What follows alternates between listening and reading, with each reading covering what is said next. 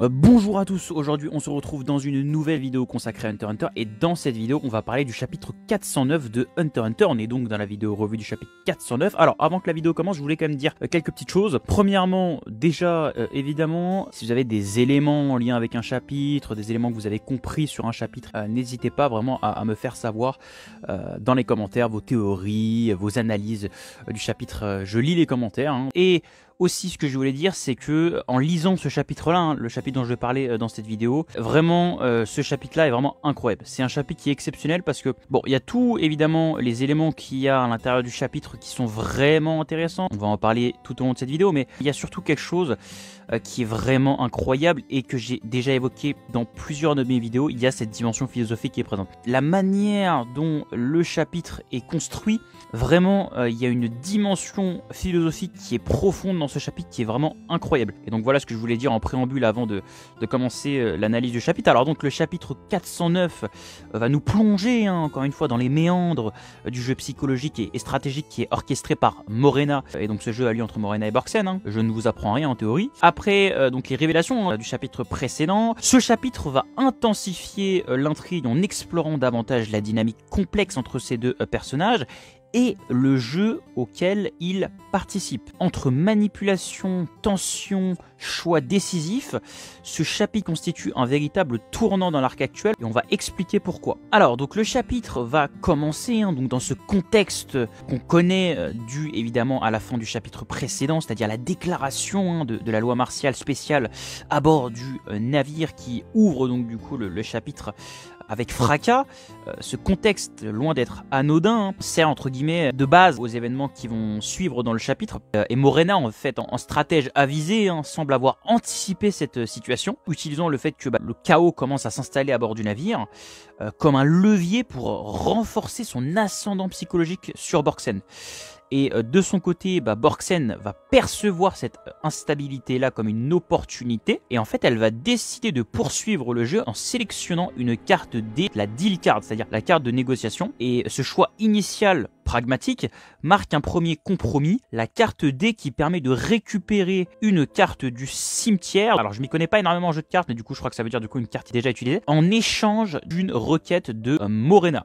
Et en fait déjà cet aspect-là dans le chapitre incarne selon moi une thématique qui est vraiment récurrente dans cette œuvre de Hunter x Hunter, c'est vraiment le lien qu'il y a entre pouvoir et sacrifice.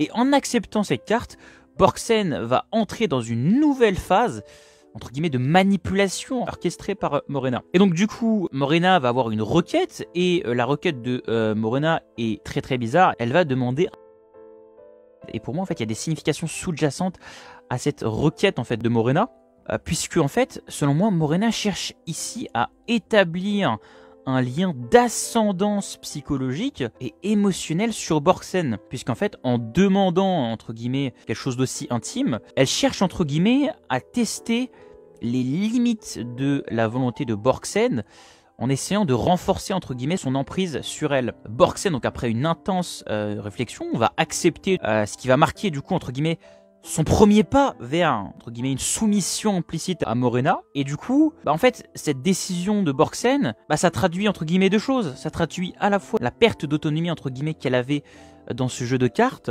et aussi une tentative de survie face à une adversaire implacable qui est Morena. Et en retour, du coup, Borksen va récupérer la carte X, une ressource qu'elle considère stratégiquement crucial dans ce jeu. Et donc du coup, le chapitre va prendre un tournant décisif lorsque Borksen ensuite va prendre une carte, la Question Card A, et en fait cette carte, on va nous expliquer, lui permet d'obtenir des informations vitales sur Morena, son groupe, etc. Donc en fait, on obtient des informations, souvenez-vous notamment puisque je crois que c'était au chapitre précédent, Borksen cherchait à obtenir entre guillemets des informations un petit peu sur Morena, sur le groupe de Morena, sur le nombre d'alliés de Morena, etc.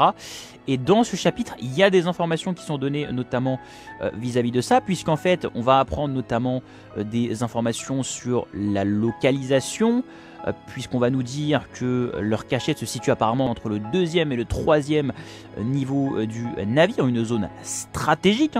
On va aussi obtenir des informations sur la composition du groupe de Morena, puisque Morena va confirmer la présence de 21 alliés. Et ça répond à une interrogation que Borgsen s'était posée, souvenez-vous. Elle avait, entre guillemets, estimé que il y avait à peu près, si je me rappelle bien, 25 alliés du côté de Morena. Et bien là, Morena va confirmer la présence de 21 alliés, du coup un nombre inférieur à ce que Borgsen avait initialement estimé. Et donc du coup, ça renforce quoi, entre guillemets? Ça renforce une idée, c'est que Morena va privilégier, entre guillemets, la qualité à la quantité dans son cercle restreint, c'est-à-dire qu'elle préfère avoir moins de personnes, entre guillemets, à ses côtés, mais on va dire des personnes qui lui sont très fidèles, sur lesquelles elle est sûre d'avoir une emprise et qu'elle peut commander. Et aussi, on a une information qui nous est donnée, qui était prévisible à l'égard du déroulement du jeu, c'est qu'en fait, Morena va, entre guillemets, révéler sans embâche qu'elle n'hésitera pas à éliminer Borgsen si celle-ci choisit de ne pas rejoindre son groupe à Morena. Et en fait, pour moi, c'était prévisible, puisque Morena n'allait pas, entre guillemets, organiser tout un jeu de cartes, etc., avec toute cette pression psychologique pour après, à la fin du jeu de cartes, dire le jeu de cartes il est terminé, chacun rentre chez soi. Non, ça paraissait très très bizarre, et là, justement, Morena, du coup, va révéler, entre guillemets, ça, et cette révélation va souligner quelque chose qu'on connaissait déjà dans cette œuvre, c'est la froideur et la logique implacable du personnage de Morena, qui, entre guillemets, est prête à tout pour atteindre ses objectifs. Le chapitre est incroyable parce qu'il est vraiment organisé d'une manière où il y a vraiment un aspect philosophique qui est très présent dans ce chapitre, et chaque réponse, entre guillemets, qui est obtenue semble rapprocher en fait Borgsen inexorablement d'une allégeance à Morena. On voit vraiment en fait, entre guillemets, la décision que va prendre Borgsen arriver petit à petit en fait dans ce chapitre. Et du coup le chapitre va se conclure, va culminer, entre guillemets. Et évidemment, beaucoup de lecteurs se posent ces questions. Quel va être le choix? Quelle va être la décision de Borgsen? Et donc, sur la phase finale du chapitre, on va avoir Borgsen qui va une carte R, la Return Card. Et en fait, ça va permettre à Borgsen de pouvoir récupérer la carte oui, symbolisant son choix définitif, entre guillemets, de rejoindre Morena. Et j'ai quelques questions. C'est pour ça que je pense que la vidéo va durer un peu plus longtemps que d'habitude, parce que il y a certaines questions que je me pose. Parce qu'en fait, pour moi, ce chapitre ouvre la voie à pas mal de théories sur l'œuvre. Déjà, la première théorie qu'on peut se poser, c'est est-ce que cette décision va marquer, entre guillemets, une véritable adhésion à la cause de Morena, ou est-ce que c'est une stratégie à court terme pour assurer sa survie? Parce qu'en fait, tout peut changer. Et c'est ça qui est absolument incroyable, parce que imaginez que Borgsen a rejoint Morena dans une manipulation à son tour, et que en fait, Morena se retrouve piégé, entre guillemets, par Borgsen, alors que c'était Morena qui cherchait à piéger Borgsen pour avoir, entre guillemets, un atout de son côté face à Tseridnich.